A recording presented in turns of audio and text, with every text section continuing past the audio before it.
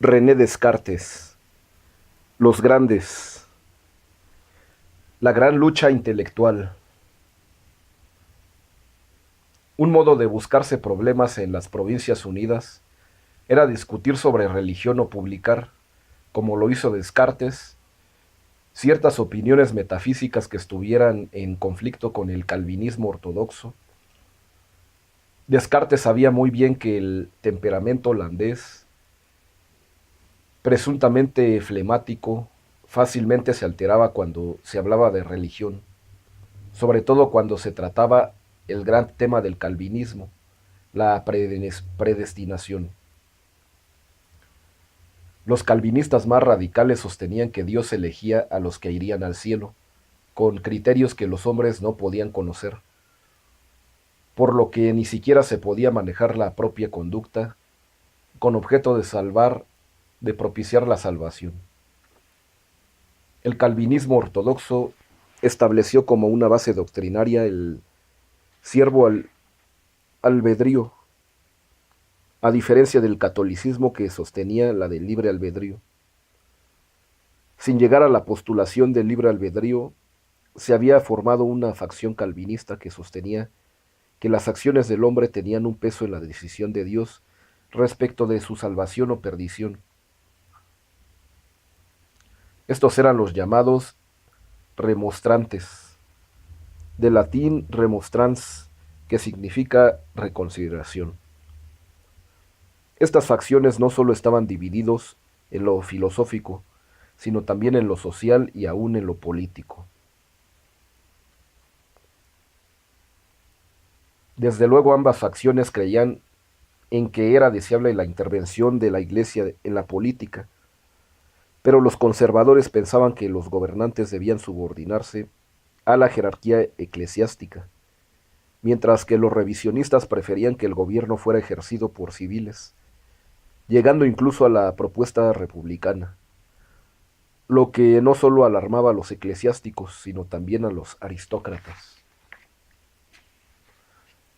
En 1619 el conflicto se planteó con gran vehemencia en el sínodo celebrado por Dordrecht, en el que los representantes de las 7 provincias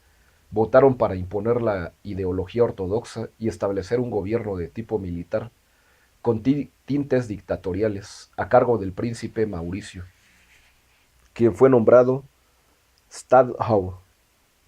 o comandante en jefe de las Provincias Unidas, siendo cada provincia relativamente independiente, salvo por un cuerpo representativo a manera de parlamento llamado Estados Generales. El comandante general era una pieza clave, pues tenía el poder militar, que era lo que daba sentido al Estado holandés, a través de un largo proceso de independencia contra España, que comenzó en 1560 y no terminó sino hasta 1648. Se dice que el príncipe Mauricio no era propiamente un creyente, y mucho menos ortodoxo, pero se apoyaba en la principal fuerza política e ideológica del país, pues pensaba que de esa manera llegaría a ser nombrado rey y llegaría a ser un soberano absoluto, como los reyes de Francia en aquellos tiempos. Por su parte, los clérigos conservadores lo apoyaban solamente como un medio para combatir a los remonstrantes, asociados con la nueva y floreciente burguesía de las provincias. Pero el príncipe murió en 1625 y ascendió al poder su hermanastro,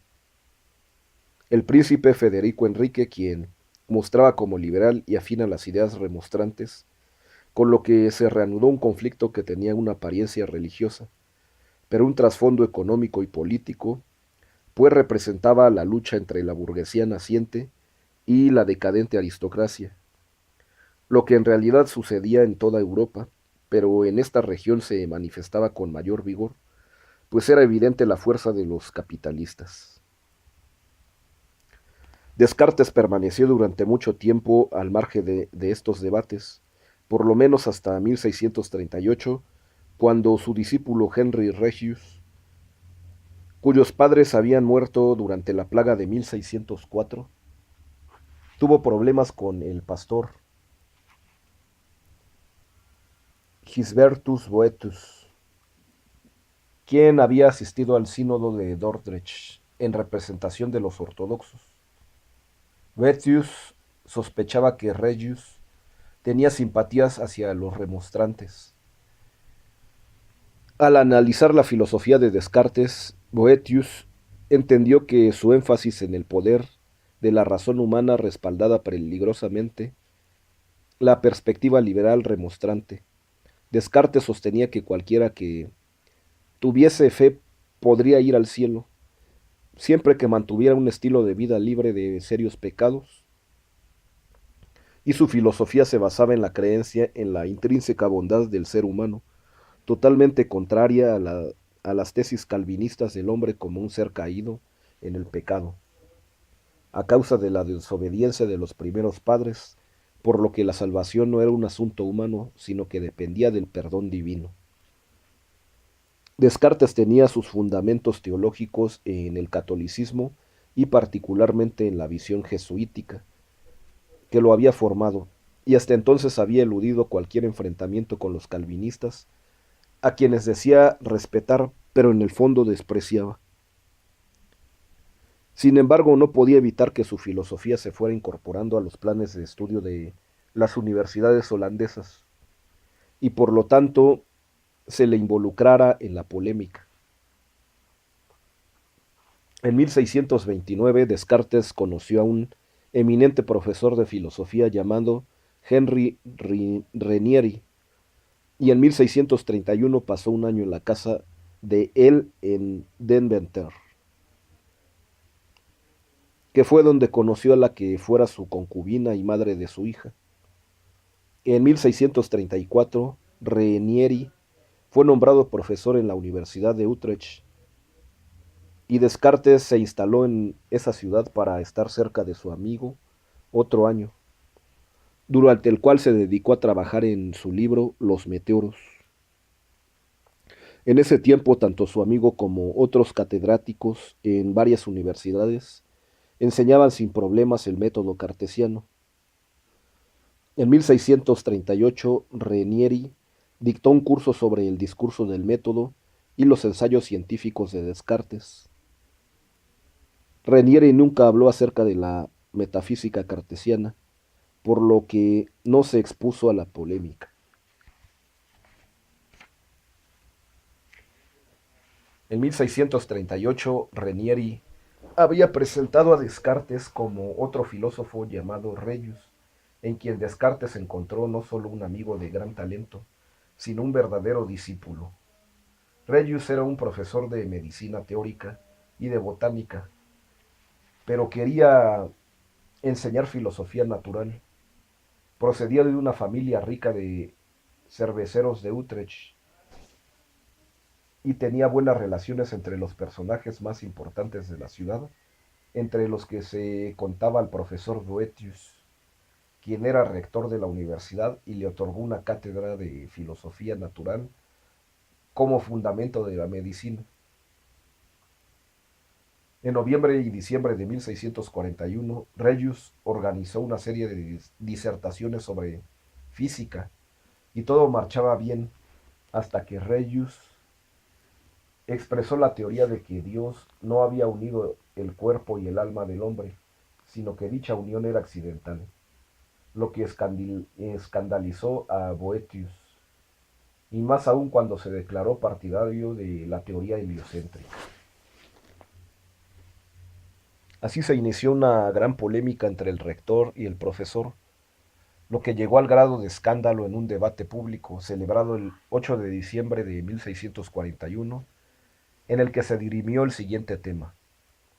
si el alma y el cuerpo están unidos como un solo ser,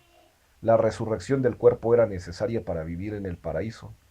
pero si la unión era meramente accidental, el alma podía morar en el paraíso sin necesidad del cuerpo, por lo que la resurrección salía sobrando. A partir de entonces se agudizó la contradicción y Boetius organizó una serie de debates para atacar las opiniones de Regius, quien contaba con el apoyo de Descartes. por lo que todo mundo creía que el origen de las opiniones heréticas de Regius provenían de la filosofía de Descartes. En marzo de 1641 se proscribió la enseñanza de la filosofía cartesiana en la Universidad de Utrecht, pero no se despidió a Regius, quien siguió enseñando medicina desde un punto de vista estrictamente científico hasta su muerte en 1679. Por supuesto, a Descartes le molestó mucho que se prohibiera la enseñanza de su filosofía en Utrecht, por lo que incluyó en una segunda edición de sus meditaciones un violento ataque personal contra Boethius, en la que decía que este era un necio engreído que se servía del sarcasmo para azuzar al vulgo en contra de quienes eran mejores que él, pero no argumentaba sino que insultaba a sus adversarios. Era un enemigo de la verdad, la filosofía cartesiana, y un hipócrita que solo buscaba opacar a quienes tenían mayor poder de convocatoria que él. La cólera de Boethius no fue solamente visceral, sino que se propuso atacar con serios fundamentos la filosofía cartesiana, por lo que encargó a Martin Schuck que atacara a Descartes en un largo volumen titulado El método admirable, mismo que fue publicado en 1643. La acusación más fuerte en este libro era atribución del ateísmo que se hacía a Descartes, basándose en el hecho de que rechazaba las pruebas tradicionales de la existencia de Dios para cambiarlas por otras tan débiles que el efecto de los lectores era precisamente el ateísmo, que era lo que Descartes se proponía. Lo mismo que en 1619 había hecho un autor llamado Vanini, quien ese mismo año fue quemado en la hoguera por blasfemo. En varios pasajes de ese libro se comparaba a Descartes con Vanini. En su carta a Boethius, en 1644, Descartes respondió que esta comparación con Vanini era la más pérfida de las difamaciones. En parte ello se debía a la acusación de que Descartes trataba con perversión de propiciar el ateísmo, pero también por el hecho de que Vanini había sido llevado a la hoguera no solamente por su postura herética, con lo que la asociación resultaba todavía más insidiosa. Descartes no se limitó su protesta al ámbito académico, sino que solicitó a los superiores de Boethius y al propio gobierno de la ciudad que lo expulsaran de su cargo y se retirara de la circulación el libro que él consideraba difamatorio para su persona. Pero mucho más que eso, en una carta del 6 de julio de 1643, dirigida al ayuntamiento de la ciudad, Descartes afirma que al atacar a Boethius no solo defendía su honor personal, sino también el bienestar de la ciudad y de la universidad. Los funcionarios del ayuntamiento no querían inmiscuirse, por lo que cortaron por lo sano y prohibieron la publicación a favor o en contra de todo lo relacionado con el cartesianismo. En los años siguientes fueron discretos al nombrar a profesores cartesianos, aunque nunca llegaron a establecer formas de censura o limitaciones serias a la libertad de cátedra. En realidad Descartes actuó de una manera poco cartesiana en esa polémica, poniéndose del lado de su discípulo Regius, a pesar de que, en otras condiciones, él hubiera refutado aquellas nociones acerca del cuerpo y el alma que él mismo consideraba heréticas, pero lo que en un principio fue una tibia defensa de su amigo se desborró de tal modo que se vio inmerso en una gran conmoción al verse acusado de ateísmo como persona y a su filosofía como incitadora de lo mismo. Descartes declaró en varias ocasiones que se lo tachaba de escéptico porque había refutado el escepticismo y de ateo porque había demostrado la existencia de Dios. Se quejaba de que lo interpretaban mal y que distorsionaban sus ideas con la finalidad de hacerle blanco de ataques. La crisis del cartesianismo se fue extendiendo por las Provincias Unidas. En Leiden, Adrian Hildebrand, profesor de lógica, defendió la tesis de la preeminencia de la razón en una serie de debates de 1641 a 1646, defendiendo también el modelo cartesiano en las ciencias naturales. El 8 de septiembre de 1646, el teólogo Jacob Triglan atacó un principio defendido por un discípulo de Golius, en el que se proponía la duda como la única prueba irrefutable de la conciencia,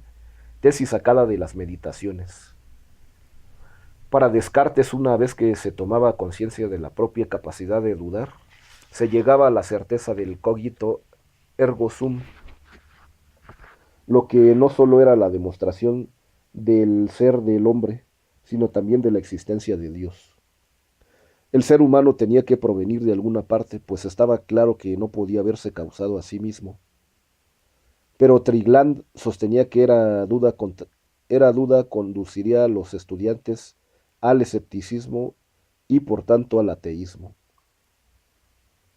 El rectorado de la universidad compartía esta opinión y decretó la descalificación del cartesianismo y la vuelta del modelo aristotélico en la enseñanza. Sin embargo, Hildebrand pronunció una conferencia en la que argumentaba que incluso Aristóteles y Santo Tomás de Aquino se habían servido del método de la duda para excluir falsedades. Él seguía considerando que el método cartesiano era el instrumento idóneo para liberar a la mente de las creencias falsas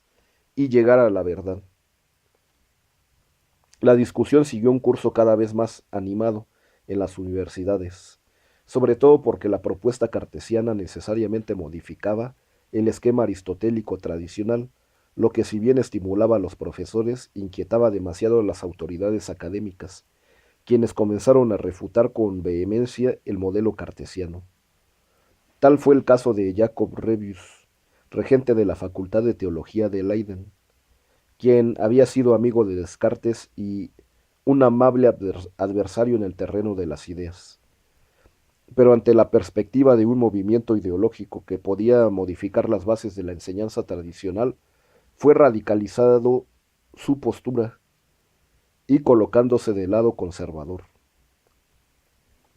En términos amplios, la posición de Descartes no había sido propiamente una defensa del catolicismo como religión verdadera, sino más bien una forma de respeto a las tradiciones y un homenaje a los ancestros, lo que había expresado en una serie de máximas de mayor relevancia para sus biógrafos. Obedece las leyes y las costumbres de tu tierra, conservando la religión en la cual Dios tuvo la gracia de hacerte instruir en la infancia, y rígete en todo lo demás siguiendo las opiniones más moderadas y equilibradas, que son comúnmente recibidas y practicadas por los más sensatos entre quienes vives. Esta actitud de sensatez fue una norma de vida para él, aunque, como se ha visto en estas páginas, fácilmente se rompía cuando se tocaban las fibras emocionales del filósofo, lo que sucedía con frecuencia. Sin embargo, Descartes era reconocido como un moderado en sus opiniones religiosas y políticas, terrenos en los que se conducía como un conservador, tratando de evitar siempre cualquier enfrentamiento. Pero en el campo de la filosofía la actitud del filósofo era más bien ambigua y muchas veces visceral, tal vez porque las digresiones en su pensamiento eran interpretadas como ataques a su persona. En marzo de 1644, Rebius atacó el punto más sensible del modelo cartesiano, que era la duda sistemática, mismo que para Descartes no solo propiciaba la búsqueda de la verdad objetiva, sino un camino para el descubrimiento de sí mismo por la vía de la razón. Para Rebius, esta forma de lógica existencial conducía a un escepticismo radical e incluso al ateísmo, ya que si todo era puesto en duda, también la existencia de Dios era cuestionable. A esta oposición el profesor Trigland añadió la insidiosa tesis de que la duda sistemática era una blasfemia, pues el pensamiento aplicado al conocimiento de sí mismo y de la realidad negaba la evidencia del proyecto divino al cuestionar cada una de sus obras, de lo que se deducía, según él, que Dios era capaz de poner delante de los hombres fantasías engañosas. En sus disertaciones, Trigland también acusaba a Descartes de negar la existencia del infierno y del pecado original.